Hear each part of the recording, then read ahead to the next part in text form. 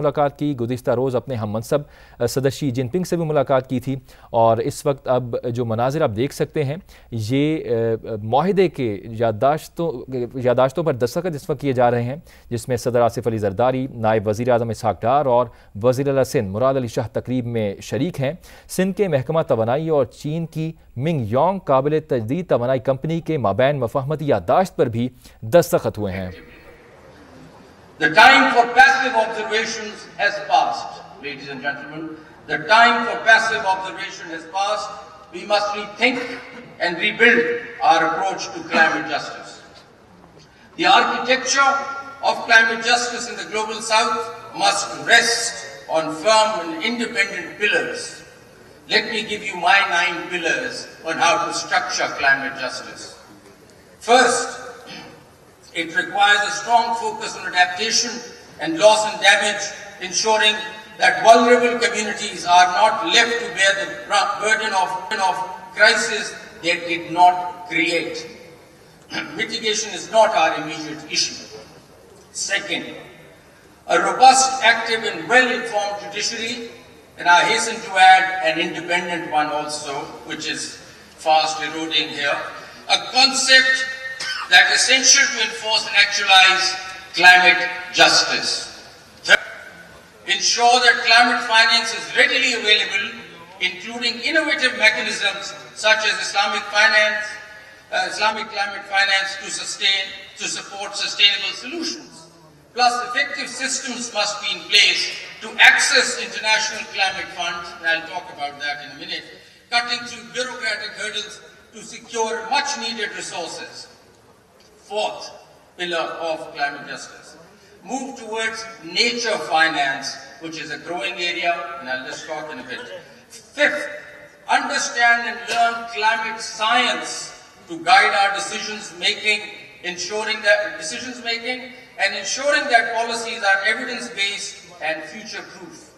Sixth, climate diplomacy between countries of the global south must be strengthened, forging alliances to collectively demand fairer financial commitments and technological support. Seventh, we must take charge of our own future, investing in homegrown solutions tailored to our unique environmental and socio-economic realities, rather than waiting for external help. 8. Climate accountability mechanisms must be established to prevent mismanagement and ensure that every dollar that flows in serves the communities and the ecosystems that need it most. And last, 9th, climate courts, dispute settlement, and a global court is much needed. And I'll come to that as we go on. So please remember, ladies and gentlemen, climate justice is not just an aspiration. It is a structure we must build with intention, urgency, and collective resolve led by our own hands. The future of our planet depends on climate justice, structure we build today. Here are some of my humble suggestions, and I'll share how we go about it. And this is all how we look at things, sitting in the court and dealing with matters that come before us, and that's the thought process that's gone into all this that I'm saying and sharing with you today. So traditionally, courts in the global south have approached environmental justice by holding domestic polluters accountable through penalties and regulations. That's how it all started way back in the 80s. There was a polluter in the country and we would, pass sanctions, issue penalties, shut down a factory which was polluting. But we could identify a polluter that was there in the country. That was the time of environmental justice in this country, 80s and early 90s.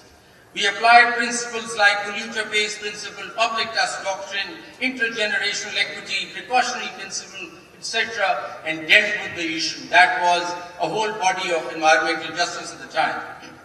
And then you enter climate change. With climate change, the primary polluter often lie beyond national borders, shifting the focus from the local enforcement to addressing adaptation and loss and damage. Outside our jurisdiction, the whole paradigm shifts in climate justice. We need to look at multi-sectoral issues dealing with agriculture, irrigation, whatnot. So this transformation makes climate justice a multi-sectoral issue and a larger issue compared to judiciaries in the north. Judiciaries in the north are simply looking at mitigation, which is emission control. We're looking at a very broad canvas in Pakistan or global south.